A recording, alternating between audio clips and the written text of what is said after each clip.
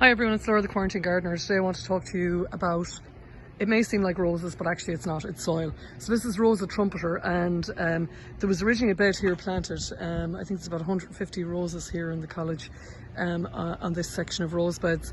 And you can see here the older ones, and literally then they stopped and started getting dieback and just weren't doing well. And so what we realised was that the soil that was in there was the end of the load, and it was really subsoil and rubble and not good enough for roses. So that was all dug out, and a mixture of lovely topsoil and some of the waste from Barna Waste has come back in, and that's what you see, that lovely mix there. There's a good topsoil, and then that's the kind of compost, if you like, that's a result of all of the food waste from Galway that goes out to Barna Waste, and also tree and shrub clippings. And here we in the college bring our brown waste, if you like, out to Barna Waste. So that's, you know, branches of trees that have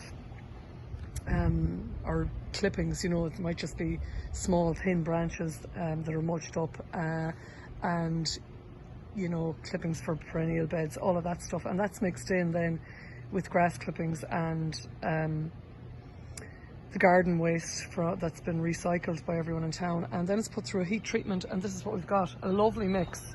Now I did see the odd weed in it, the odd little bit of bindweed, but I wasn't sure if that was where it was stored, where we would have bindweed here in the depot where we store stuff here, or some of it missed the heat treatment. But I'd be very interested to see how the stuff does. To me, the soil looks absolutely incredible.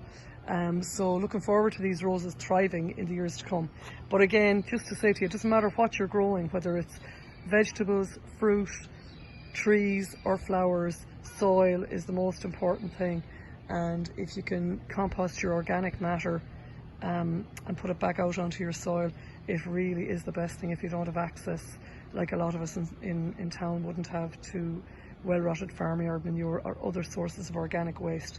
And it also delivers the nutrients in a way that's better for plants, rather than, you know, I mean, well, I hope everyone has gone beyond the days of artificial fertilizer at this point, when we know, number one, all of the inputs it takes to create it, and how damaging it is for the environment in terms of runoff, and also the plants do better when they're given it from organic sources like seaweed, farmyard manure, or your own garden waste that's composted.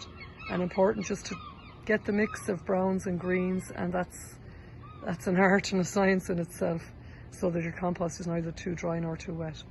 Okay everybody, hope you're all really well and happy gardening.